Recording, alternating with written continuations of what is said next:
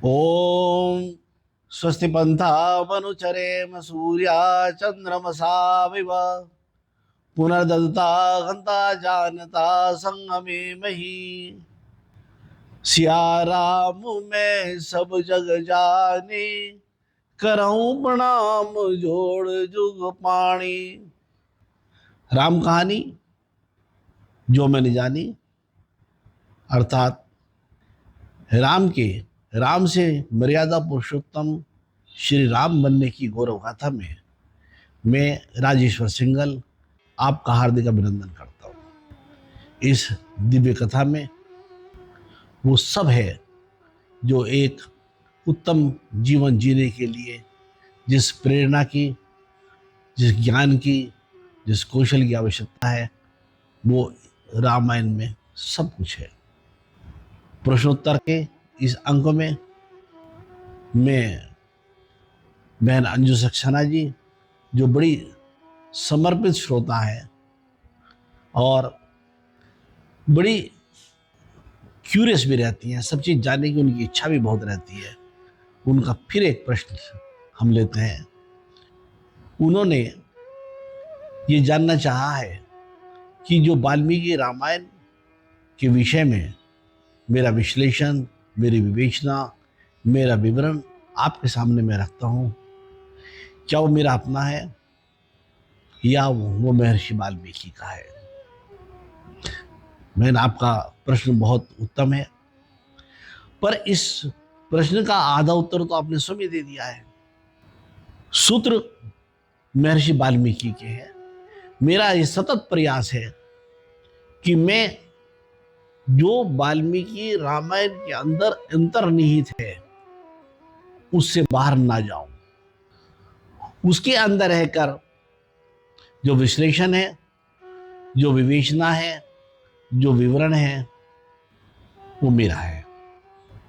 मैंने अभी जैसा आपसे कहा कि मैं उतनी स्वतंत्रता नहीं लेना चाहता कि मैं उनके सब्जेक्ट से, उनके निर्देश से बाहर जाऊं। हाँ, आप वाल्मीकि रामायण पढ़ेंगे तो उसका अंतर्निहित उद्देश्य आपको वही मिलेगा जैसा मैंने वर्णित करने की कोशिश कर रहा हूं, या इस तरह से कहिए जैसा मैंने उसको जाना है। दूसरा प्रश्न भी आप ही का है और बड़ा ही बढ़िया प्रश्न है। ऐसे प्रश्नों से मेरी भी जानकारी में अभिवृद्धि होती है। आपने ये प्रश्न पूछा है कि महाराज जनक ने ऐसी प्रतिज्ञा, ऐसी भीषण प्रतिज्ञा क्यों की थी। मैं अंजू सक्सेना इस क्यों का उत्तर प्रत्यक्ष रूप से वाल्मीकि रामायण में नहीं मिलता है, लेकिन आपका अनुमान बिल्कुल ठीक है। इस भीषण प्रतिज्ञा के पीछे दो ही कारण थे। नंबर एक कारण, अपनी पुत्री के लिए अच्छा वर, योग वर, शौर्यवान, वीर्यवान, पुरुषार्थी, कर्तव्यपरायण, साहसी, ऐसे सभी गुणों से संपन्न अपने जमाता को ढूंढने के लिए एक बात उन्होंने इस प्रतिज्ञा को किया था। दूसरा कि जिस प्रकार राक्षस द्वारा पोषित मारीच और सुबाहु का आतंक कौशल के द्वार तक है, मिथिला भी उससे कुछ बहुत दूर नहीं है।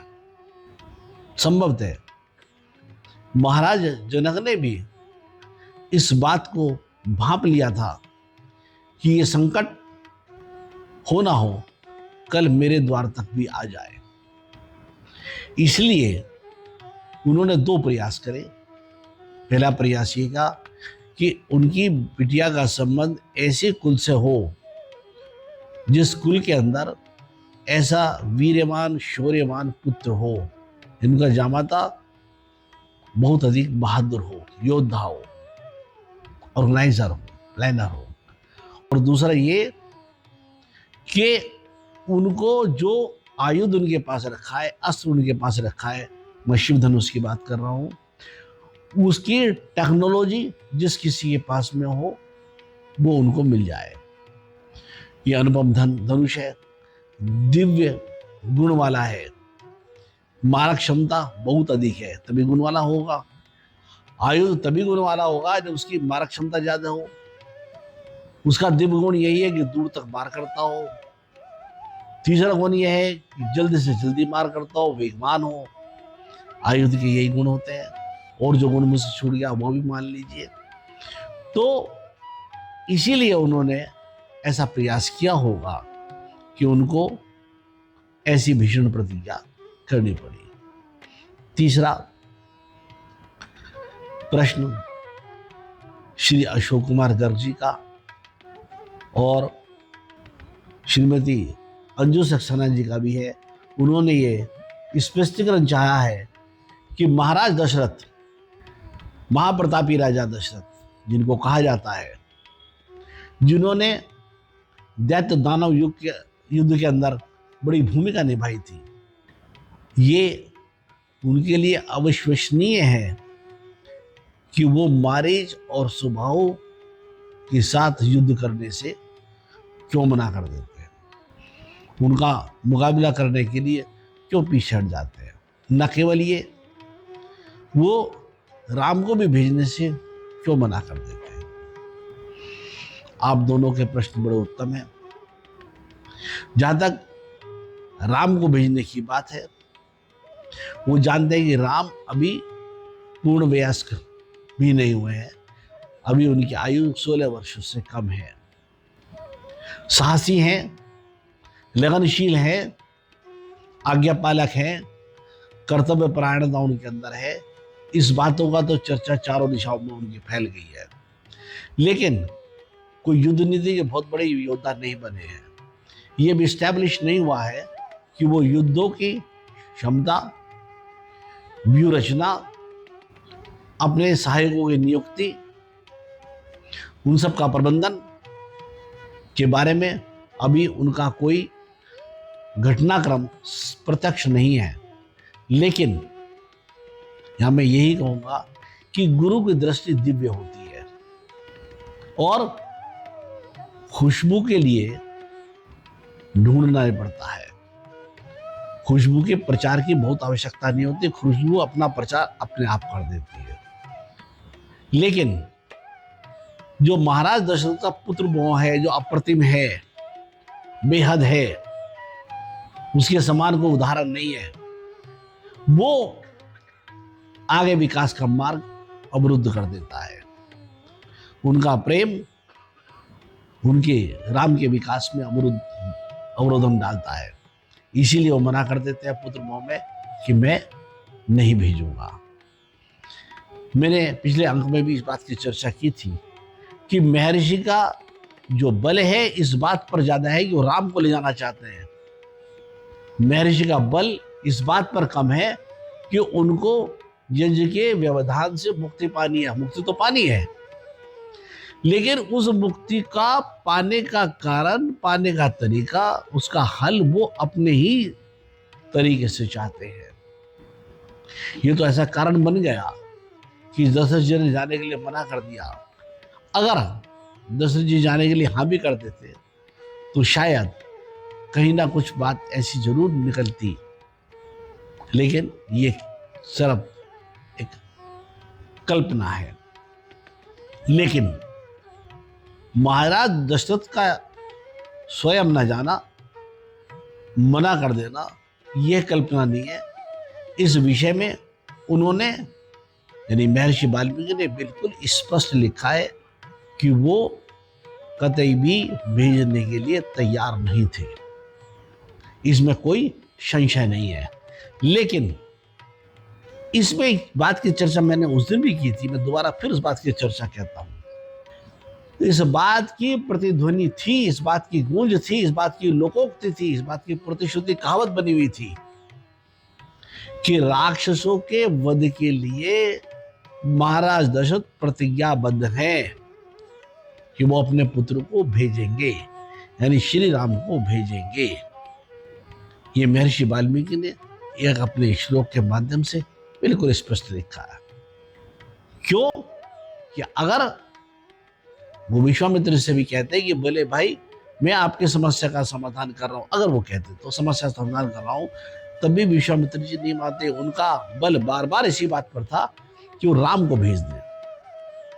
इसीलिए वो कहते हैं कि मैंने ऐसे सुना है कि आपने भूतकाल में ऐसी प्रतिज्ञा कर रखी है कि आप राम को अमुक कार्य के लिए, राक्षसों के वध के लिए देंगे। हाँ, ये विषय जरूर विचार और चिंतन का है कि प्रतिज्ञा उन्होंने की कब थी। कम से कम ये प्रतिज्ञा, जैसी राम कथा मैंने जानी है, ये प्रतिज्ञा महर्षि विश्वामित्र और महाराज दशरथ के बीच की नहीं है। यह प्रतिज्ञा जनसाधारण के बीच महर्षि द्वारा, वो महाराज दशरथ द्वारा की गई है, ऐसा मुझको लगता है, जिसका संदर्भ विश्वामित्र जी देते हैं। वो कहते हैं मैंने सुना है, और इस बात का खंडन वशिष्ठ जी आदि भी नहीं करते हैं, और वो राजा को ही समझाते हैं कि हे राजन, अपने पुत्र का विकास चाहते हो तो आप राम को इनके साथ भेज दें। और ऐसा ही अर्थ होता है कि वो राम के साथ भेज देते हैं। आशा है आपकी जो शंका है उसका समाधान हो गया होगा। अगर आपके इस विषय में पर्टिकुलर संदर्भ चाहिए तो मैं डिस्क्रिप्शन बॉक्स में उस संदर्भ को भी लिख दूंगा, जहां राजा दशरथ ने स्पष्ट रूप से मना किया है कि साहब, मैं दोनों का, रावण का मुकाबला तो मैं कर ही नहीं सकता, मारीच और सुबाहु में भी एक से लड़ सकता हूं, दोनों से मेरा लड़ना संभव नहीं है। आप एक से लड़ाना चाहते हैं तो मैं चलने के लिए तत्पर हूं, और मुझे ना भी ले जाना चाहें तो आपकी बड़ी कृपा होगी, पर राम को तो आप छोड़ ही दीजिए। तो इसमें कोई संशय नहीं है। अगर दशरथ ने ऐसा सब कहे होता तो आज हम रामायण की जगह दशरथायन पढ़ रहे होते, सुन रहे होते, विवेचना कर रहे होते। राम राम ही हैं। राम ऐसे पुत्र हैं जिन्होंने दशरथ को न केवल पराक्रमी बनाया है, न केवल जनता के लिए काम करने वाला बनाया है, बल्कि सत्यवादी भी बनाया है। इन विषयों पर हम अपने आने वाले अंकों में चर्चा करेंगे। हमें आप सुनते रहिए। अगर आपको मेरी इस वीडियो के, इस अंक के कंटेंट्स अच्छे लगते हैं, अधिक से अधिक शेयर करिए। अगर आप चाहते हैं कि ऐसे विचार जनता तक पहुंचे, राम की कीर्ति के हम सब श्रवण करने वाले हों, तो अधिक से अधिक शेयर करिए, लाइक दीजिए, और जो अपने कमेंट्स हैं उनसे भी अवगत कराइए। कोई आपका प्रश्न है, शंका है, अवश्य लिखिए, और जो अनछुए पहलू हैं उसके ऊपर हमारा विश्लेषण, हमारे विवरण, हमारी चर्चा, सहभागी बने रहिए और आनंद लीजिए। जय श्री राम।